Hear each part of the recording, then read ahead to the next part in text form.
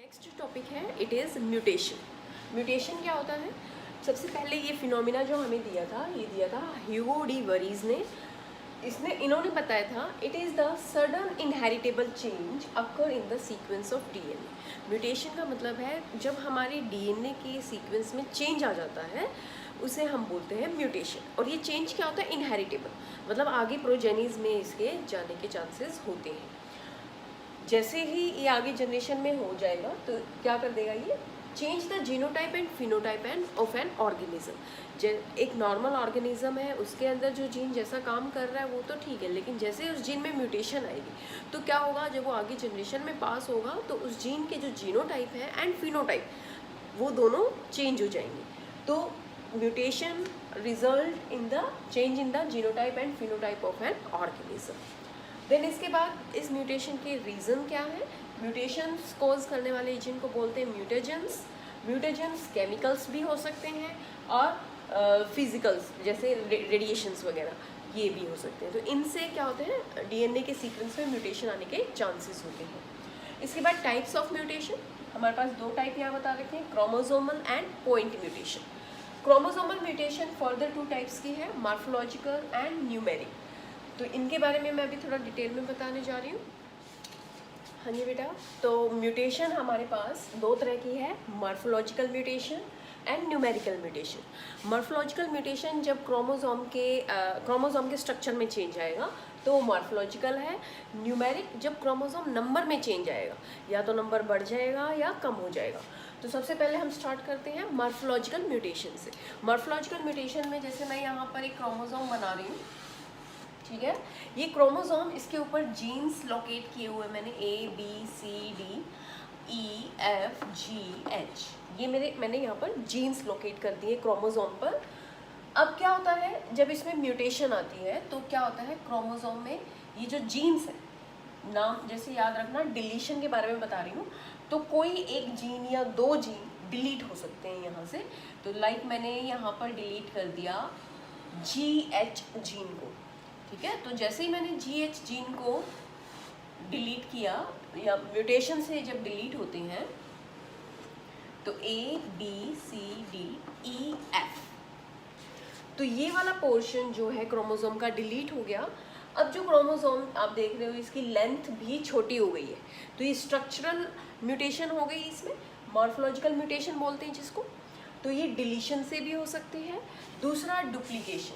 Duplication में same जैसे मैं यहाँ क्रोमोसोम बना रही हूँ ABCD, ये मैंने जीन लोकेट कर दिए हैं। अब डुप्लीकेशन से याद रखना, जब क्रोमोसोम पर कुछ जीन डुप्लीकेट हो जाएंगे, यानी कि अपनी कॉपी बना लेंगे, इस तरह से ABCD, यही दो जीन्स मैं बना रही हूँ EFGGHH, ठीक है। तो इन दो जीन ने क्या कर दिया, अपनी कॉपी बना ली।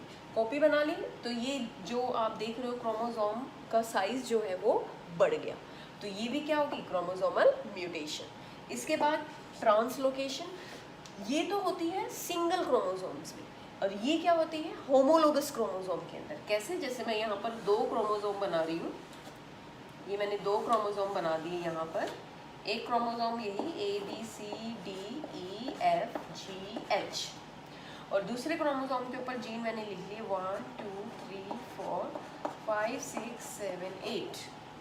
ट्रांसलोकेशन का मतलब क्या है, एक क्रोमोसोम के ऊपर जो जीन है, लाइक मैंने F और G को ले लिया यहाँ से, F और G जो जीन है वो ट्रांसलोकेट हो जाएंगे, यानी कि अपनी जगह से दूसरी जगह दूसरे क्रोमोसोम के ऊपर चले जाएंगे। समझ लो यहाँ आगे 5 और 6 के बीच में।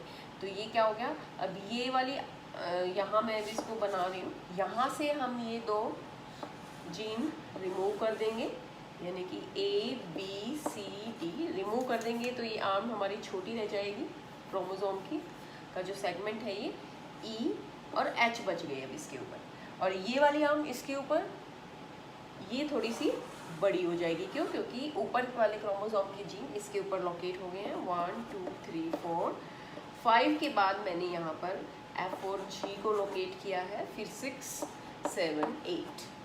तो इस तरह से जो क्रोमोसोमल म्यूटेशन हो रही है वो ट्रांसलोकेशन की वजह से हो रही है। इसमें रेसिप्रोकल ट्रांसलोकेशन भी हो सकती है, यानी कि दोनों के आपस में बदल सकते हैं। जैसे FG 6-7 पोजीशन पर आ जाएगा और 6-7 पोजीशन जो है ऊपर चली जाएगी FG वाली पोजीशन पे। तो दोनों क्रोमोसोम के बीच में भी इंटरचेंज हो सकता है और एक क्रोमोसोम के अंदर भी हो सकता है, एक क्रोमोसोम का दूसरे क्रोमोसोम पर चला जाए। तो ठीक है, इस तरह की जो म्यूटेशन होगी क्रोमोसोम्स के स्ट्रक्चर में, तो उसको हम बोलते हैं मॉर्फोलॉजिकल या फिर स्ट्रक्चरल म्यूटेशन। इसके बाद आता है हमारे पास न्यूमेरिक। नेक्स्ट जो न्यूमेरिक म्यूटेशन होता है, इसमें क्या होता है, क्रोमोसोम नंबर बढ़ जाता है। या तो क्रोमोसोम नंबर पूरा सेट जो होता है, पूरा का पूरा सेट ऐड हो जाएगा क्रोमोसोम में, एक या दो क्रोमोसोम नहीं, पूरा का पूरा सेट। और एन्यूप्लॉइडी में क्या होता है, क्रोमोसोम नंबर या तो लॉस हो जाते हैं या फिर गेन हो जाते हैं, उसमें क्रोमोसोम नंबर की बात होगी। तो सबसे पहले यूप्लॉइडी है। यूप्लॉइडी में क्या होता है, chromosome number change bye a set.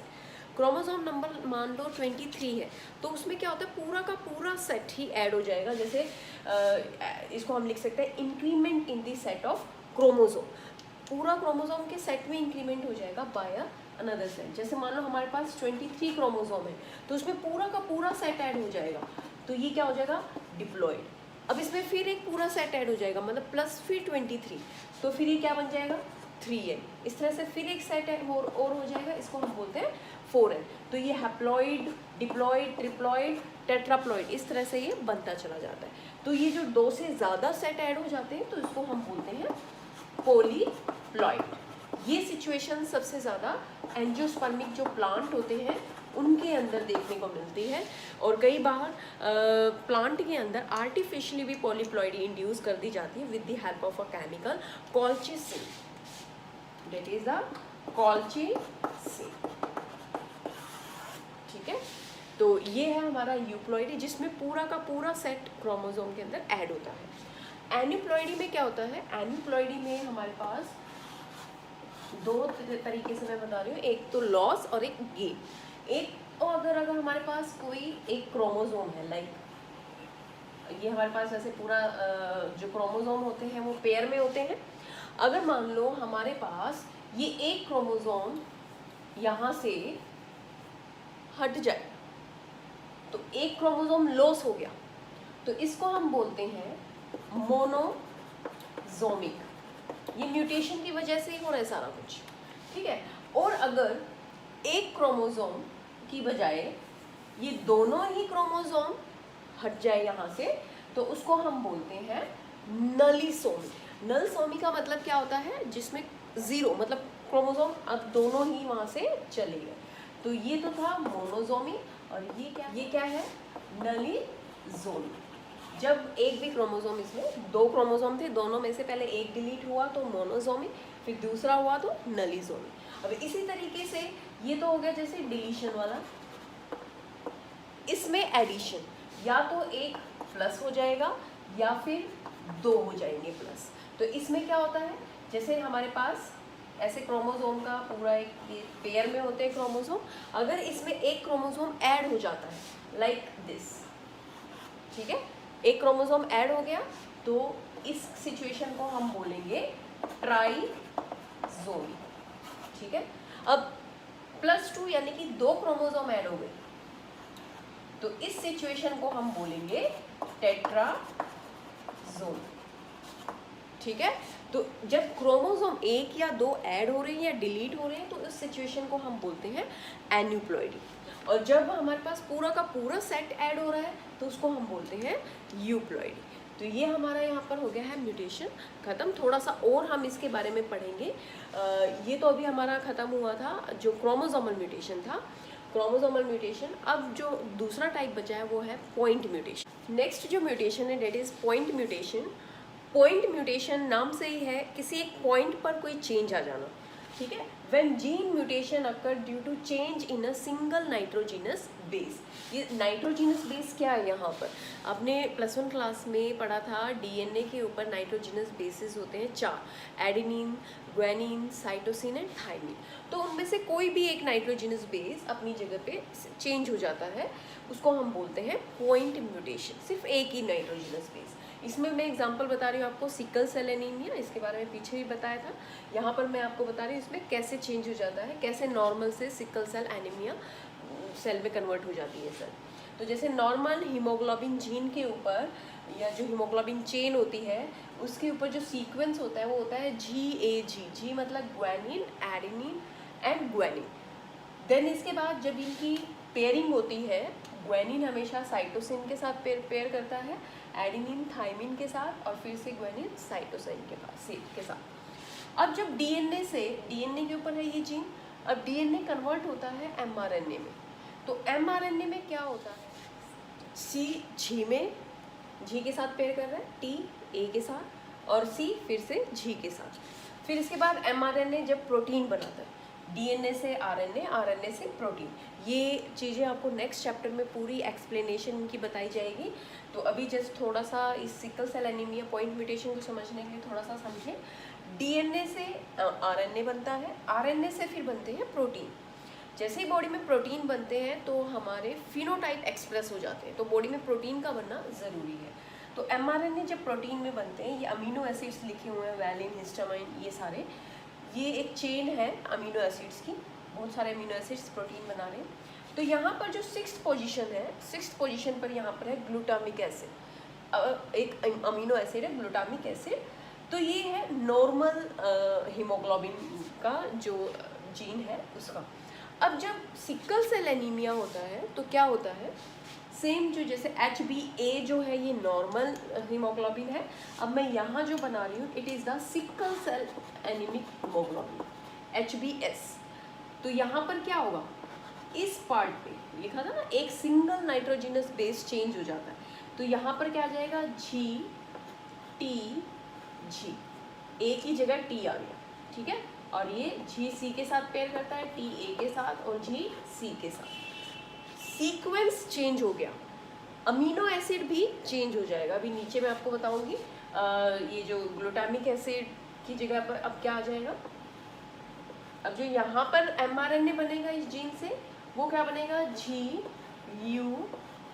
अब आप कहोगे यहाँ A लिखा है, यहाँ U लिखा है, क्यों, क्योंकि एमआरएनए में T नहीं होता, थाइमिन नहीं होता, थाइमिन की जगह क्या होता है, यूरेसिल होता है, ठीक है। यहाँ पे तो हमें A लिखना था क्योंकि T डीएनए में तो हो सकता है, जब एमआरएनए बन रहा है तो वो A आ सकता है, लेकिन जब यहाँ पर कंडीशन एनीमिक हो रखी है तो यहाँ पर क्या होगा, जो A डीएनए का जो सीक्वेंस के अंदर जो नाइट्रोजनस बेस है वो पेयर करेगा, एमआरएनए के अंदर होता है यूरेसिल, उसके साथ। ओके, तो ये हो गया हमारा एमआरएनए। अब क्या होगा, यही 7 जो होते हैं अमीनो एसिड, 5 तक तो मैं बिल्कुल सेम मतलब आपको लिखने हैं। जो 6th पोजीशन पर ग्लूटामिक एसिड है इट विल चेंज, और यहाँ पर क्या आ जाएगा, वैलिन, ठीक है। 7 एज इट इज रहेगा ग्लूटामिक एसिड। तो यहाँ पर आपने देखा जरा सा नाइट्रोजिनस बेस एक पॉइंट पर चेंज हुआ, जिससे यहाँ पर अमीनो एसिड चेंज हो गया। और मैंने अभी आपको बताया अमीनो एसिड यानी कि जो प्रोटीन बनते हैं उसी से हमारे फिनोटाइप एक्सप्रेस होते हैं। तो यहाँ पर आप देख लें, क्या पहले अमीनो एसिड था और अब अमीनो एसिड चेंज हो गया, इट मीन्स हमारे फिनोटाइप भी चेंज हो जाएंगे, क्योंकि जो क्रोमोसोमल म्यूटेशन है उसको तो हम माइक्रोस्कोप की हेल्प से क्रोमोसोम्स को देख सकते हैं, लेकिन जो ये पॉइंट म्यूटेशन, जीन म्यूटेशन है, इनको देखना थोड़ा मुश्किल होता है। तो इनको कैसे हम देख पाते हैं, बाय फिनोटाइप। जैसे बॉडी के अंदर कुछ चेंज हो रहा है तो उससे हमें पता लग जाएगा कि जीन में कुछ म्यूटेशन हुई है। तो यहाँ पर हमारा हो गया है ये point mutation complete. Next video में हम करेंगे pedigree analysis and some Mendelian disorders. Okay बेटा।